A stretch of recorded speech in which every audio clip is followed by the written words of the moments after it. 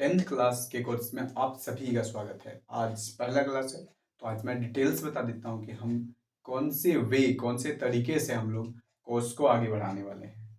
बहुत ही बढ़िया से एक-एक चीज़ें आप लोगों को डिटेल्स में बताई जाएगी, तो कृपया हर एक वीडियोज़ को आप एकदम ध्यान से सुनिएगा, उसका नोट्स करिएगा। एज आप एक क्लास करते हो, लाइव क्लास, ऐसे ही आप एक-एक चीज़ को करिएगा।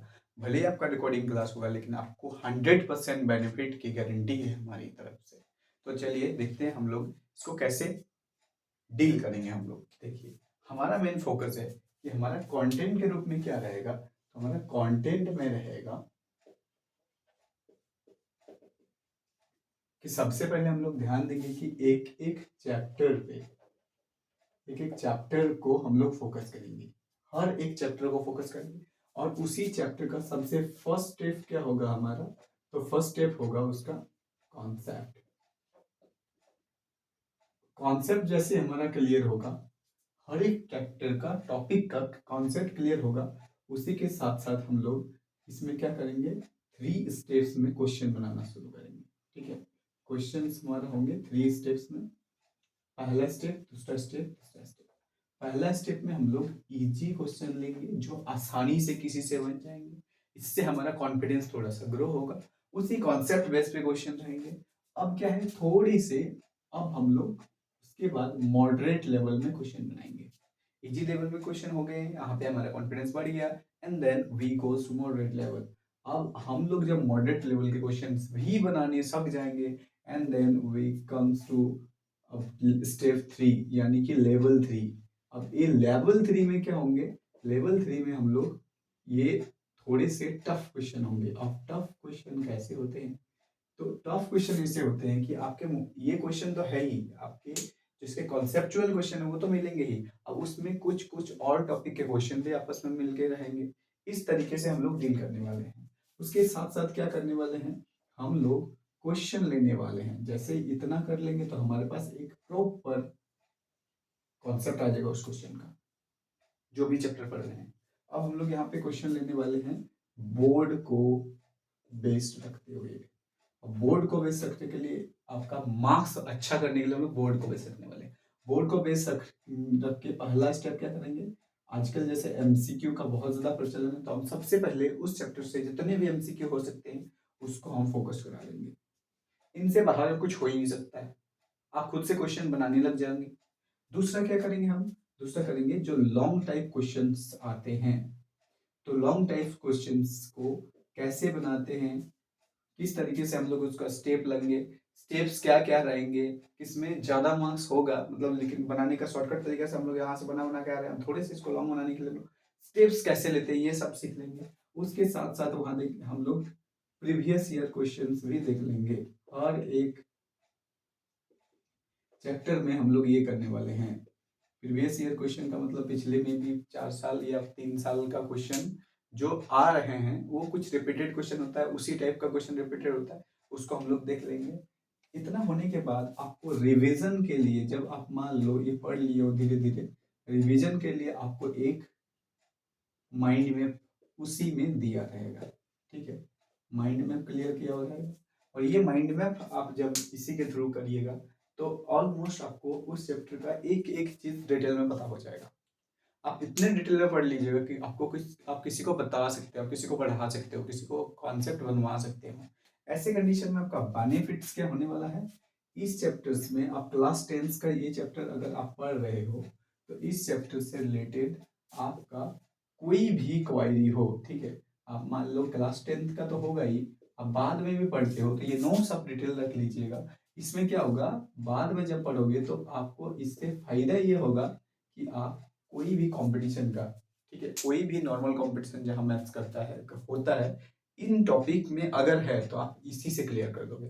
क्योंकि हम जब लेवल 1 लेवल 2 लेवल 3 कराएंगे तो यहाँ पे कुछ आपको शॉर्टेज भी बताएंगे।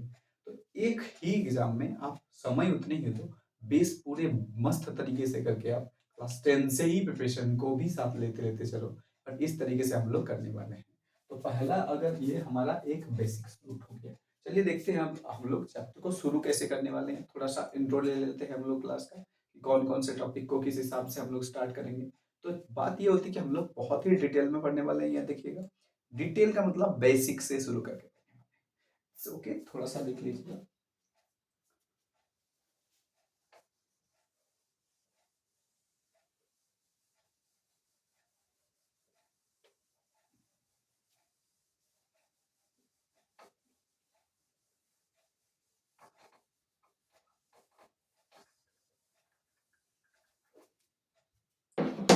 अर्थमेटिक के कुछ इजी टॉपिक्स को छोड़ के हम जो अभी आगे बढ़ने वाले हैं वो है कि हम लोग सबसे पहले शुरू में ही अगर हम देखें थोड़ा बेसिक को जानने के लिए कि हमारा मेन बेसिक क्या होता है, तो हम लोग अगर जियोमेट्री शुरू करें, ध्यान दीजिएगा, जियोमेट्री शुरू करें तो जियोमेट्री में देखिए हम इसमें लिखते थे, हम सिर्फ इंग्लिश में लिख रहे हैं क्योंकि हमारा इंट्रोडक्शन क्लास है। एक्चुअली इसको हम दो पार्ट में डिवाइड करके करेंगे, एक इंग्लिश का भी होगा और एक हिंदी का भी होगा, हमारे लिए दोनों ही बेनिफिट्स होगा। ठीक, तो यहाँ पे जियोमेट्री अगर देखें जिसे हम लोग हिंदी में ज्यामिति कहते हैं, तो इसमें सबसे पहले जैसे हम लोग को सबको पता है कि बिंदु पढ़ते हैं, आपको बेसिक में बिंदु पढ़ाया जाएगा।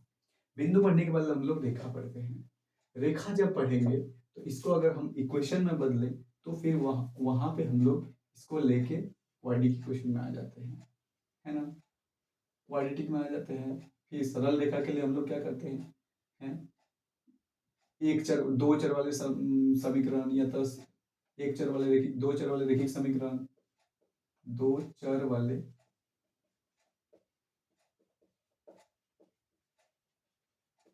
रेखिक समीकरण पे पहुंच जाएंगे। और इससे रिलेटेड हमारा एक दो चैप्टर है, बेसिक से ही देख रहे हैं, ध्यान से सुनिए। अब ये लाइन तो सीधे होते हैं, अब सीधा लाइन है इसीलिए इसको हम लोग सरल रेखा कह रहे हैं ना। सरल रेखा मैंने स्ट्रेट लाइन, यही सरल रेखा कारण तो ये रैखिक समीकरण बन रहा है। रैखिक समीकरण क्या है, सरल रेखा का ही समीकरण है। इसी से रिलेटेड चीजें हम लोग पढ़ लेंगे।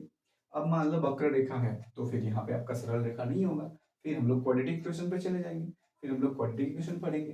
थोड़ा सा और अगर आगे आए तो लाइन में ही अगर हम लोग एक बंद आकृति बनाने की कोशिश करें तो शुरू होता है आपका त्रिभुज से, यानी ट्रायंगल से। तो देखिए ट्रायंगल से हमको कितना सारा चैप्टर होता है जो आपके क्लास 10 में है। ट्रायंगल से आपका चैप्टर डिवाइड होता है कि ट्रायंगल को हमने दो पार्ट में डिवाइड किया, दो पार्ट में डिवाइड किया। पहला पार्ट में आप क्या करिएगा, उसके कोण के आधार पर उसको डिवाइड कर रहे हैं। कोण के आधार पर जब डिवाइड कर रहे हैं तो पहला पार्ट में आपका क्या आएगा, तो पहला पार्ट में आपका आएगा,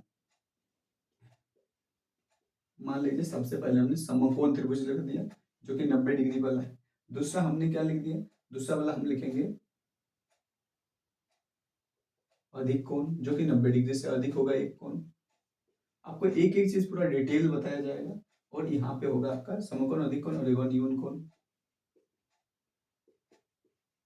ये सब चीजों का कुछ डिटेल चीजें हैं जो आपको बेसिक कॉन्सेप्ट जान के नहीं चलिएगा तो फिर आने वाले समय में आपको दिक्कत होगा। सिर्फ क्वेश्चन जो है ना आपके बोर्ड के लिए नहीं है, आपको बहुत डिटेल पढ़ना बहुत जरूरी है। अब देखिए ये समकोण आपको कहाँ लेके जाएगी पता है, ये समकोण आपको लेके जाएगी ट्रिग्नोमेट्री में। और आपको पता है ट्रिग्नोमेट्री का आपका दो चैप्टर है जहाँ पे अच्छे खासे एवरेज मिलता है, और ये करने के बाद आपको 11 में भी अगर साइंस लेते हैं तो वहाँ भी मिलेगा। तो ट्रिग्नोमेट्री में आपको लेके जाएंगे, और ट्रिग्नोमेट्री में जैसे पता है कि समकोण त्रिभुज होना जरूरी है, एक को थीटा बनाएंगे, फिर हम लोग ट्रायंगल वाले चैप्टर पे चले जाएंगे।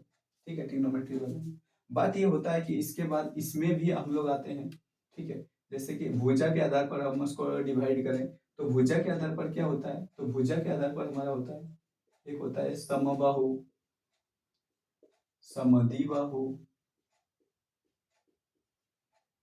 और एक होता है विषमबाहु। इन तीनों को जब हम लोग लर्न कर लेंगे इंडिविजुअली अकेले अकेले, उसके बाद जब इन तीनों का परस्पर संबंध बनाने की कोशिश करेंगे तो फिर हमारे पास आएगा दो टॉपिक इसी त्रिभुज में से। क्या क्या आता है ध्यान से समझिएगा, इसी में ऐसा आता है आपका सर्वांग सम